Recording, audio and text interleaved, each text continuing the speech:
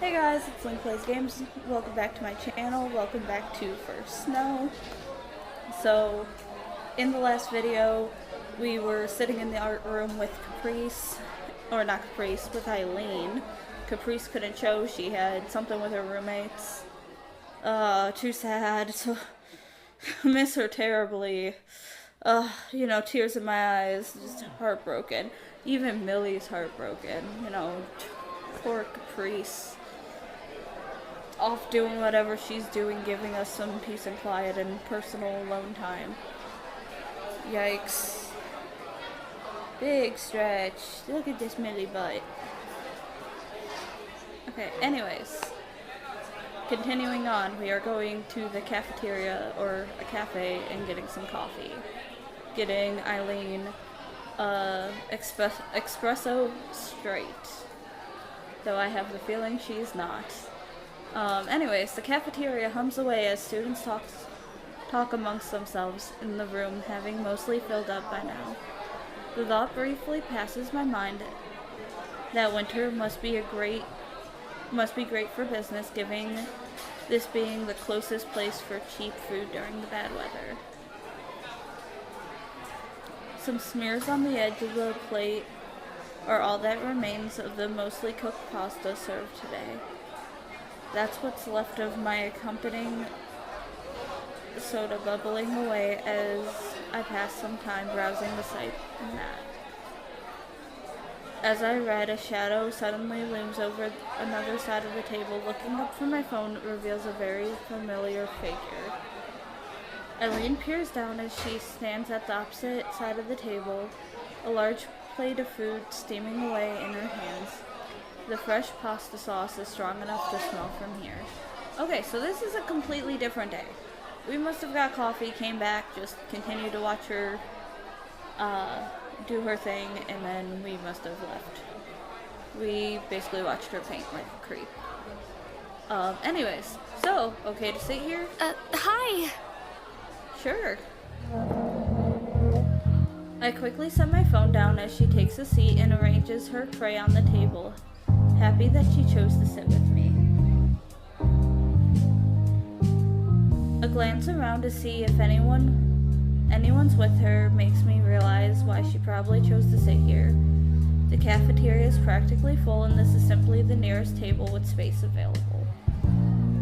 About to take her first gulp of food, Eileen's fork halts mid-air before saying something. Cold any better?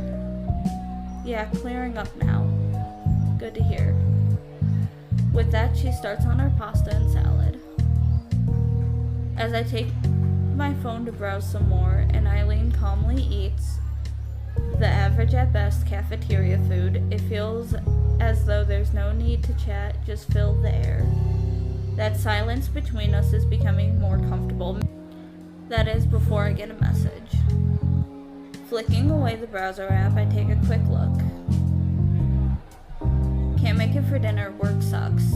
You were getting groceries yesterday, right? Anything in the fridge? Seconds tick by as I wait for a response, a sense of concern starting to take over. Rose. Rose. Sorry. Rose. Work needs me, see you later. All I could do was sigh and slump down in my seat as I lay my phone on the table. Eileen looks at me in puzzlement, her fork hovering near her mouth. Huh? Bad news? Roommate forgot to do groceries, we're out of food. Can't you just grab a burger on your way home? That would be the plan if I wasn't nearly through my allowance. I just look away and groan, not up to outright saying that I'm broke. It's that bad, huh? At first glance, she shrugs off as she goes back to eating, but she seems to actually be in thought after watching her a bit. Eventually, after finishing her food, she speaks up. I guess I was cooking some extra anyway. You can come over for dinner if you want. It's within walking distance. The suggestion's enough to make me bolt upright in an instant. What? To your place? Yeah, should be fine, right? You okay with stir fry? Thank you. Yes, thank you. Thank you so much, I really appreciate this. Sure, whatever, just don't make it weird. Considering the discussion over, Eileen goes back to finishing off her food without much concern for what she just said. Maybe she does have a good side. Ooh, we're going to Eileen's house for dinner? Alright. Stopping before the large black door, I repeat the address Eileen gave me to reassure myself that I've come to the right place. Eileen's definition of walkable is apparently rather different than mine. I'm still catching my breath from the hike. I thought I was going to be fine, but my nerves are getting the better of me now that I'm here. I'm going into a stranger's home after all, and it'll be just the two of us. In school, we just happen to be around each other, but this is entirely different. Glancing down the hall to make sure nobody's watching me, awkwardly loiter about, I take a moment to appreciate how nice her apartment building is. This is a nice area and everything inside is immaculate. Even the hallway carries a slight sense of cleaning products. Or slight scent of cleaning products. Hey guys, real quick, so if you guys want to help support my channel, don't forget to like, comment, and subscribe. You could also share this video. You can follow me over on Twitch. And also, check out my Redbubble for all my merch and Invisible Illness designs. I even got some fan art over there. And typically, if a content creator, plays with me, I do make some fan art for them occasionally. So be sure to head over there, check it all out. There's a lot of good stuff on there. Tons of stickers, t-shirts, hats, hoodies. Just a lot of stuff on there. And also, if you don't, Hayes and Millie will judge you. They will judge you severely. Because this money goes towards help buying them treats and getting Millie some chew toys so she doesn't chew up my Switch or another Xbox controller. But anyways, let's get back into the video. Out of excuses to stall any longer, I take a breath and gingerly press the doorbell, its muffled chime ringing out from behind the door. I run my hands through my hair one more time to make sure I look as presentable as footsteps come to the door. The plain wooden door swings open, answered by not Eileen. Hey. Oh, evening. Before I can ask if I got the right apartment, he turns around. Allison's here. Wallace jerks his head around for me to follow. I obediently do so, but still too confused to get a word out. Eileen didn't mention that he would be here. I didn't know how I feel about it. Maybe I should be relieved that it's not just the two of us. Ooh. Barely noticing the thud of the door closing behind me, I take a quick glance around her apartment. As I place my coat on the counter, the first striking thing is how clean it is, with everything put neatly in its place. Then again, aside from a few paintings on the walls that are possibly her own, there's not much clutter around to clean up. The television, a quite decent size for a student, sits on a cable news channel, riveting as the economic situation report is.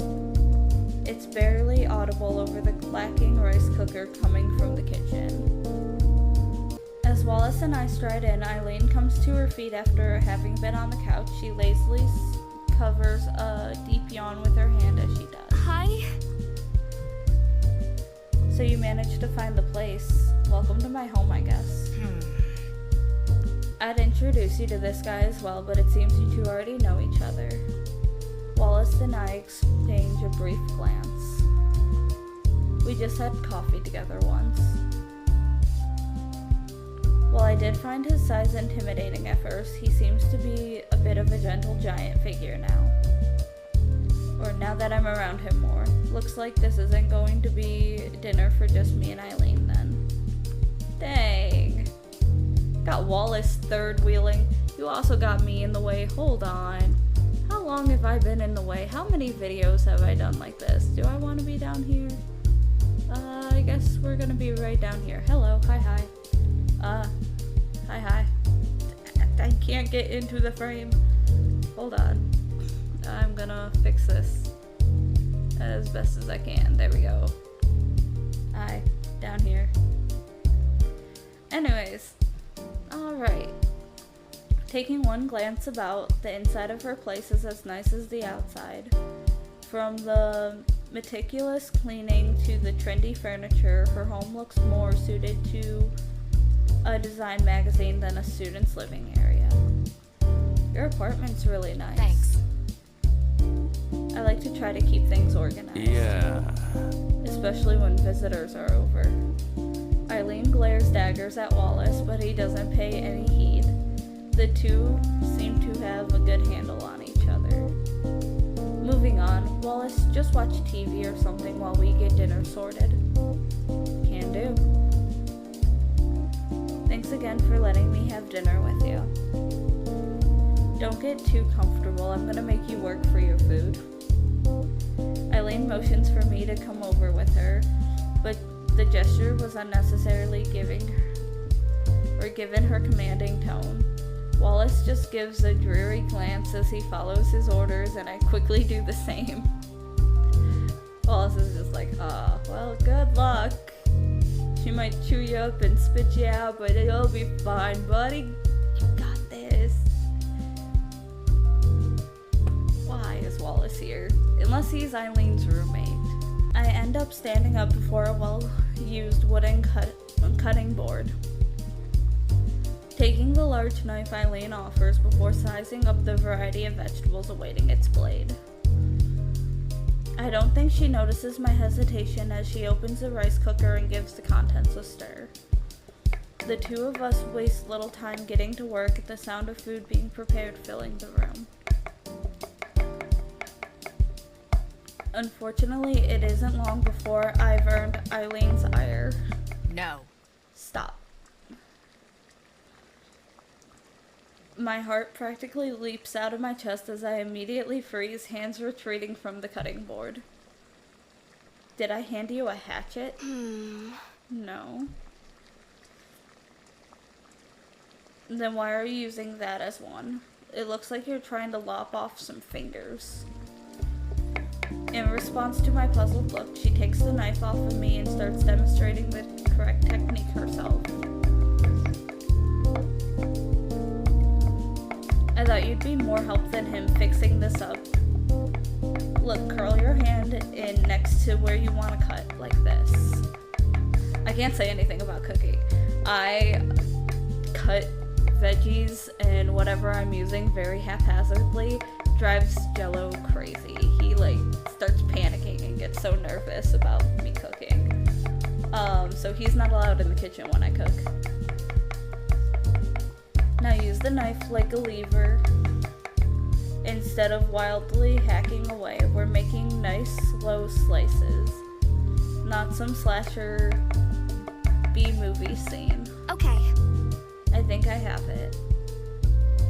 She hands the knife back, and after a breath to steady myself, I have another try. She soon starts frowning as I slice away, but at least she's not yelling at me again. I'm guessing you don't cook for yourself. Her eyes rest on the collection of lopsided shapes sitting before me. If I'm lucky, I don't mess up instant noodles. Huh? I thought those were impossible to get wrong. I'm genuinely impressed. Okay, so, little pause there. Those are not impossible to mess up. My stepsister one time forgot to put water in it. She put very little water and put cheese in there, and it burnt the cheese. Or my little sister did that one. One of them put cheese in it and burnt the crap out of the cup of noodles. What are you doing?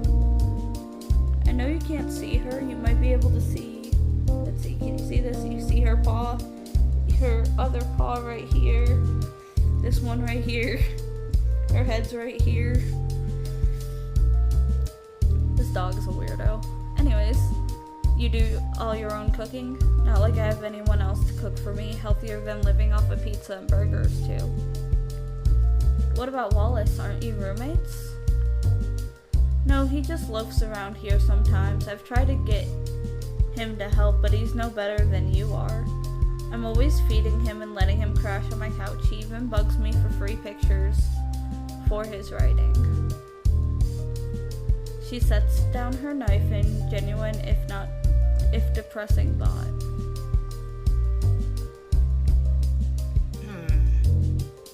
Maybe we should just become roommates. I think I'm starting to get a handle on their relationship now. As strange of a pair as they might seem, the stern and uncompromising Eileen, the gentle giant Wallace, seem like they're a compatible couple. I'm surprised you're not. I thought you might be together. Nope, just friends. So much for that. She waves away the idea so easily that it must have come up before. In fact, back at the cafe, Wallace seemed quick to clarify that too. Wallace's voice pipes up from behind us. You know, it's not often Eileen invites someone else over for dinner. I don't invite anyone over for dinner. You just show up most of the time.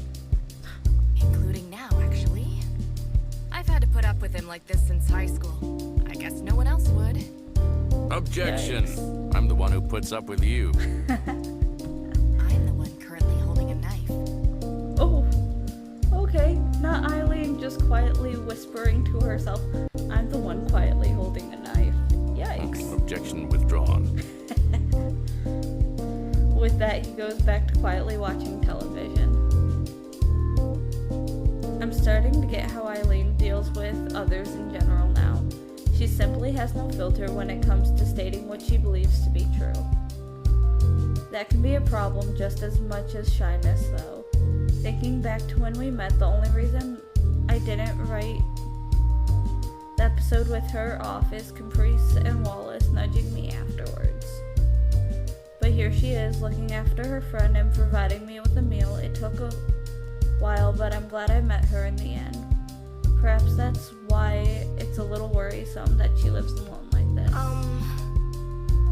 Do you normally do all this stuff without anyone to help? You don't need to say it like it's a bad thing. There's all sorts in the world. Some are better with people than others. Living alone suits me and I can afford it. You know Caprice though, don't you? So you're not completely alone besides Wallace. Maybe I shouldn't have said that. Tell me, how did you and Caprice meet? We were sitting at the same table for a biology lecture, and she started passing me notes during the class out of the blue. Once we started talking afterwards, she didn't really stop. That's the way it goes with her. Once you get caught in her orbit, she doesn't let you go. Caprice isn't that bad. She's a sweet person, just high energy. She gives a non-committal grunt before she gets on with her cooking. I do wish she'd give her a chance. Caprice only means the best for her. Moving away from that, could you grab me the plates and glasses? These shouldn't take long to fry. Root beer, please. No. Water is healthier. Allison. Please save me from this woman. All I can do is give a weak smile. Much as I'd like to give him what he asked for, following Eileen's orders would probably be for the best. Yeah, that kind of figures. With all of us well and truly full, we sat around the table and savor the meal that we just had. It was the best food I've had in a while, since it was neither takeout nor cooked by Rose. Having sent a text message to her for a pickup, that's all that's left to do is run down the clock as the evening wears on. Looking around the apartment, I point to one of the paintings on the wall. Did you paint all these? Yeah, I really need to find something else to put up there, though. Huh? But why? They're really good. I appreciate the thought. All of them have dumb little mistakes, though. Just needed something to make the walls less bare when I moved in. Never got around to replacing them. You like painting people in particular, don't you? Just into portraits and figures. Modern art's all well and good, but I started with figure drawing and ended up attached to it. Bodies are pretty fascinating when you think about them. Really think about them, that is. I've spent days just sitting there sketching, trying to work out how the muscles fit together and how lighting interacts with the skin and all that. The way she rattles off her thoughts with such feeling gives away how much she cares about the subject. I can't say I take it quite as seriously as she does, but I can see where she's coming from. Okay, I'm gonna end this episode here. Sorry for another kind of short video. Thank you guys so much for watching, and I'll see you in the next video. Bye, guys!